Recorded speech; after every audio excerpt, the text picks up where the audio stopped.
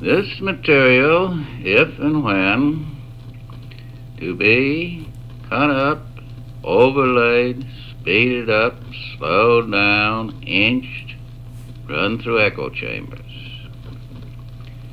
The cut-ups showed us how to cut up. We now know what to cut up. Nice little pictures, one from pyramid going ready.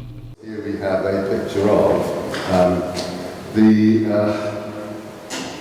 a drawing of the E-meter that would have been, that Burroughs would actually probably have had to deal with when he went on his course on Scientology in St. Manor. It's printed on this golden yellow paper, which is called goldenrod paper. And it's called goldenrod paper, and it has a significance within Scientology that the edicts that Ron, anything that Ron said, would be printed on this golden paper in red ink. Actually, this is green, so it's not quite as authoritative as a red ink item. And I know this because in my researches I came across a bloke called Anthony who has a website called Anthology, and he's an ex-Scientologist. In fact, I think there are more ex-Scientologists than there are Scientologists. And check it out, Anthology, www.anthology.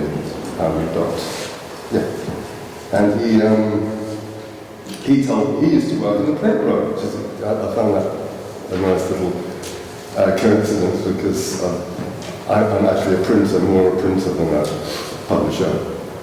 This is and he may well have printed this, actually, and he exited Scientology for much the same reason that Burroughs did, that it got all too authoritative and too controlling, but he carried on with analysis or E-meter auditing. And the E-meter, he said it was difficult to use. You've got a dial, and which you can see there on the right-hand side, and then there are these knobs, and you can quite see, but there's an M and an F knob for male or female, because the electrical resistance within the body for males and females is different. So you set it, and then there's a trim knob in the bottom left-hand corner, and you hold these cans. You hold the cans, and the needles flicker according to what you're saying, how you're thinking.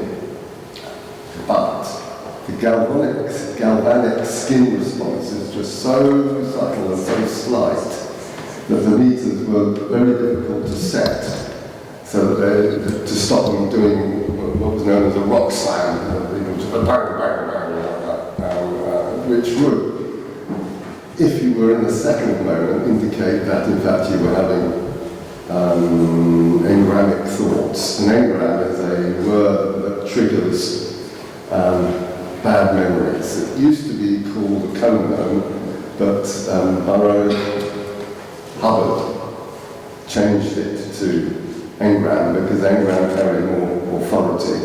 Since that came from Korzybski, who was certainly a more complicated and deeper thinker than Hubbard, and so Hubbard decided to use engram. Korzybski, in case you didn't know, was developed a thing called general semantics. I'm just going to not finish talking about the E-meter. I'm just going to show you now. I'm going to jump around a lot. The reason why I have that piece of paper, by the way, is I was wandering around some junk shops over in Hornsey, and it was a new junk shop. It only just opened, so I go in there and see, and I could tell. Whereas before it had been a rather fancy place, it changed hands, and now it was solely a house clearance thing. You can tell from the way stuff lies around in these junk shops. The lives, the jetsam of people's lives sits in piles around these places, and in the back there are a load of books, which is kind of unusual. And in amongst those books of Scientology books, which is even more unusual, a lot of science fiction books, and in a cupboard it was just full of these architectural plans in these folders, like red and grey and whatever. And the first one I picked up said, plans for Elrond's new extension of St. Hill Manor. This is weird. And it's absolutely ridiculous to come across something of, well, so significant to me anyway.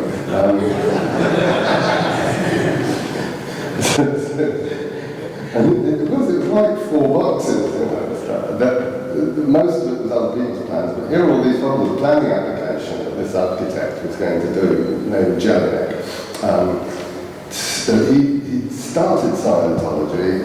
He can't quite get the history whether he was a Scientologist before he did the planning application, or whether they engaged him to do the planning application, then he became a Scientologist. I think the former, because they give work to people. If you give, it's like a sort of quid pro quo. And the plan was to extend the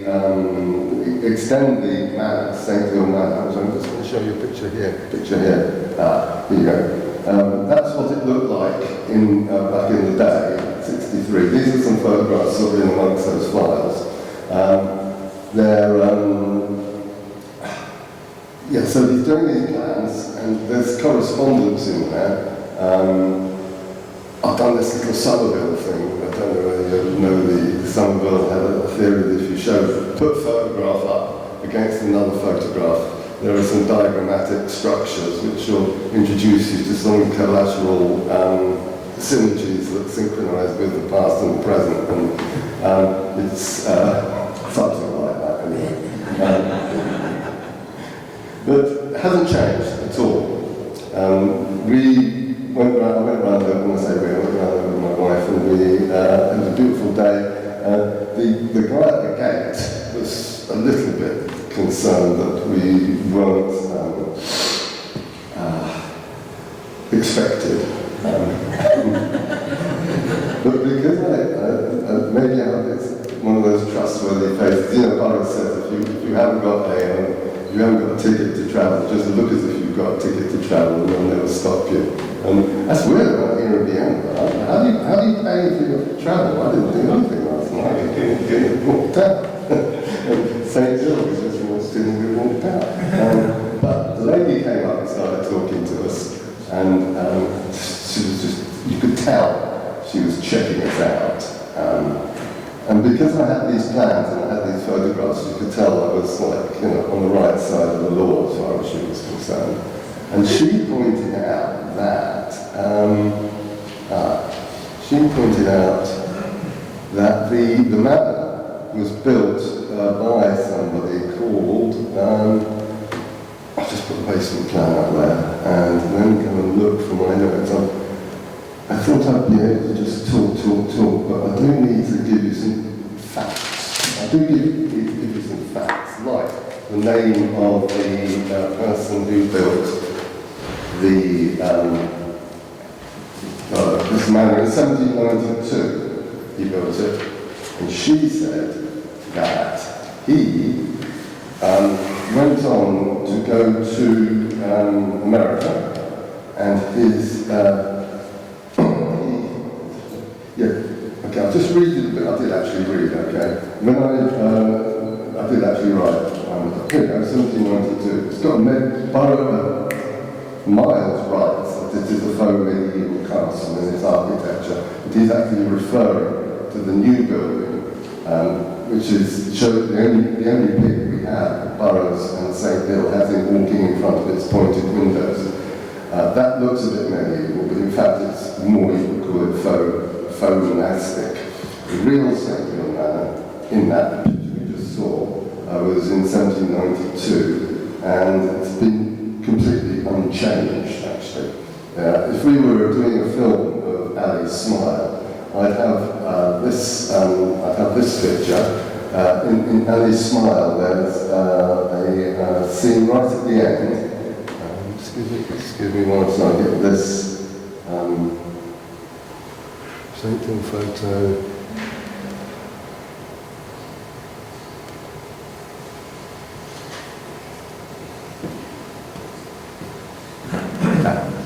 there you go. That's from the front. I call that the front.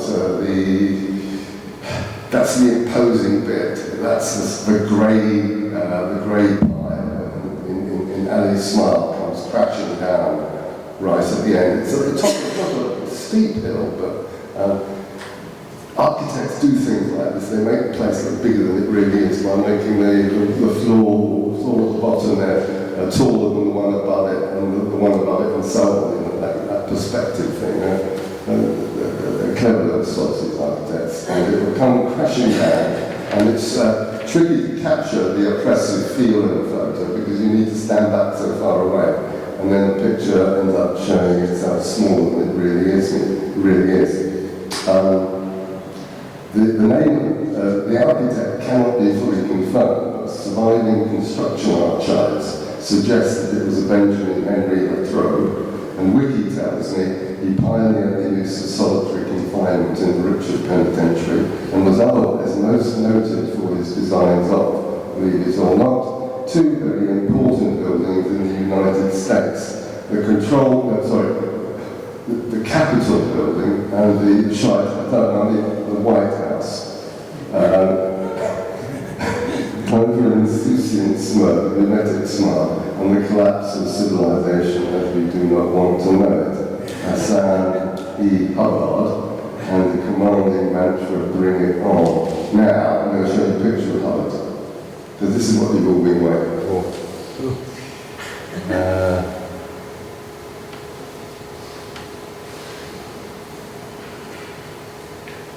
Hubbard.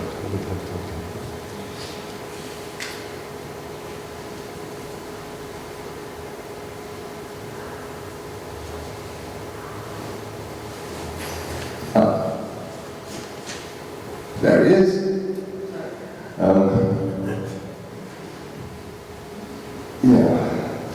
He liked to wear that hat to make himself look more important. He wasn't small. Medium build and whatever. But he really believed in making himself seem important. One thing about those goldenrod mimeo things, Anthony told me that they had to get up early in the morning to print the latest things that Ron had written in the middle of the night. Because that's when he did most of his writing. He was a writer. He churned out hundreds of science fiction novels, of which I have read some. And I should get a medal for that, actually. and I read Korzybski as well. Actually, I haven't finished Korzybski. He really is hard work. And Hubbard's Dianetics book is pretty hard work. There's bits in it. There's some wonderful bits in it. I'm going to segue into something else. We mentioned some of them a moment ago. When Korzybski talks about the map not being a territory, the image that he uses, that he says comes from a book on logic by Josiah Wallace, is to say that if a map were to be ideally correct, it would include in the reduced scale the map of the map, the map of the map of the map, and so on, endlessly. And it just made me think of Ian Somerville's Infinity Pictures, which should leave itself out of my file here, but I can see it's not there. But in case you don't know, some of them used to take, and artists too, used to take photographs, and then they arrange the photographs in a pattern, cut them up, and then take a photograph of that arrangement, and then take that photograph of the arrangement and replan that out. And there's a picture in Chapman's book for the Beat Hotel of this big myriad mosaic display. It's called the Infinity Photo. And it reminded me of, and it's strange, reading a book about aerial photography during the Second World War, where they would arranged the photographs over a big table in a mosaic pattern, and they would use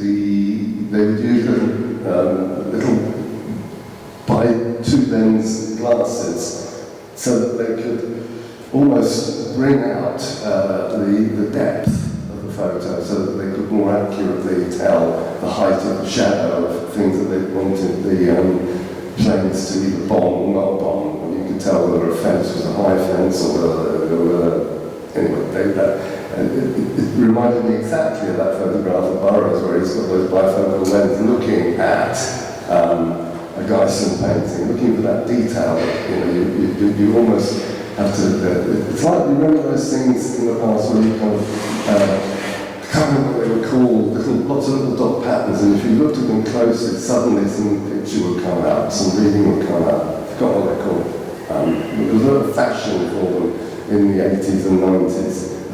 You have to dislocate your depth of focus and almost go glazed over, and an image would come out of these. Stereograms. What were they called? Stereograms. Okay. The Magic Eye universities as well, I think you know. I can't Magic Eye, that's the one. And Burroughs would do that. He would look really closely at the brush strokes in his paintings. And Burroughs counts this, and Peter Swales in a piece called Burroughs and the Bewilderment, which is not much circulated. I think you can only get paper copies of it out of the archives. And Swales' paper was based on notes that he discovered in an archive somewhere of case histories of the Payne Whitby Clinic, which is the place where Burroughs ended up when he cut the top of his little finger off. And these case notes describe some of describe the sessions that he had in analysis in Payne Whitby, where they tried to work out what's the matter, Bill. I don't think analysts ask that question. What's the matter, Bill? I've never been in analysis, so I shouldn't really slag it off. I'm going to. Because Burroughs eventually gave up on analysis in 1958. The last analysis he had was a Parisian analyst called Schlumberger. And it was around about that time that he picked up on Scientology and had his apomorphine cures. And I think he just moved on to a different set of people wearing white coats, I think. He really liked, I think he liked people with white coats. He liked people to be authoritative and giving information. He didn't like it. 5 minutes. I'm just going to tell you one thing before I forget this. It's really important. It's got nothing to do with Burroughs. But it's got to do with white coat syndrome. And the reason why I've got a slightly sore throat is a couple of weeks back, I had to have an endoscopy where they put a camera down my throat. And I said to the guy before he did it, he asked me, well, the nurse asked, do you want local anaesthetic or sedation? I said, sedation, please. And then the guy in the white coat was doing it, and no, you don't want sedation. I said, don't worry about it. And then he starts shoving this thing down my throat, and I'm starting to cough and to gag. It was awful. He's saying, I can't remember his name, it was probably Dr. Benway. Gagging, tears are coming out of my eyes like this. It was awful. And eventually whipped it out and I got the sedation. I'm telling you this, because if ever you're about to go for an endoscopy, go for the sedation. I told this to somebody else and he said, yeah, sedation. And I'll leave off there because I'm going to read you some notes that Jelinek made. But he said that he would, they make you say things, you see. Look, I've just got a 1 minute sound clip. We'll close on this 1 minute sound clip, which is Elron's voice, okay? Elron. Here you go. No, this is Burroughs actually. I think it must be forward. Elron.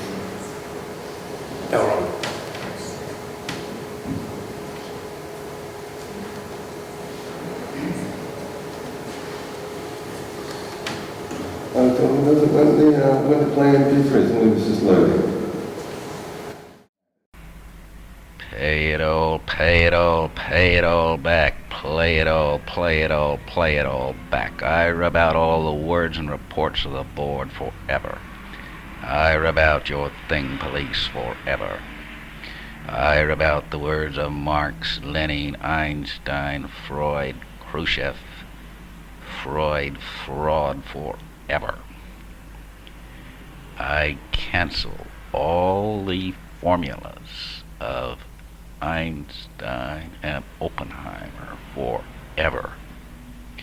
I rub out the word Jew forever. And now, Elron. Is that loaded? At this time, we are the product of the mid-20th century. We are more than 50 years after any development in the field of psychotherapy. We're half a century in advance of all of these things. Therefore, that we do different things should occasion no wonder, because covertly, I am sure we have profited by the bad lessons taught by last century's psychotherapy. We would be fools if we hadn't learned something about it. The psychoanalyst who sits there and evaluates. He's a typical psychoanalytic session, you know. The fellow sits there and he's patient, you know. He sits there. The psychoanalyst says, "Now, was there any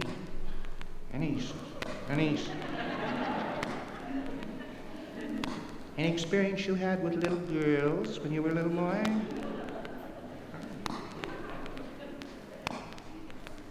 The patient says, "Well, yes, I knew a girl named Maggie one time, and I remember I was about 4, and I think she was about 7, and psychoanalyst says, 'That's it!' Now, tell me more about this experience with Maggie." Well, as a matter of fact, we were walking home from school one day, and there was an open field there, and yes, and there was a clump of bushes there in the open field. Go on now. Now we're getting right to the middle of the case. That is what is wrong with you. We've got it absolutely bracketed, and we know all about your case now. Now, the thing of the matter is that you had an envy.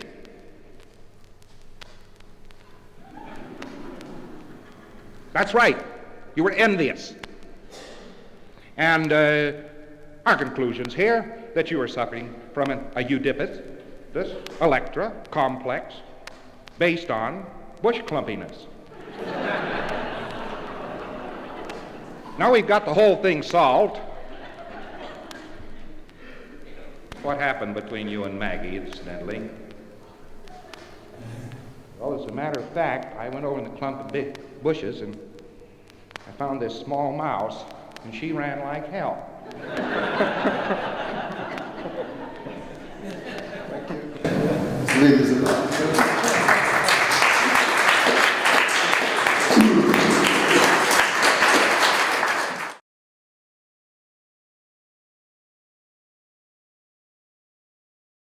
Spot it.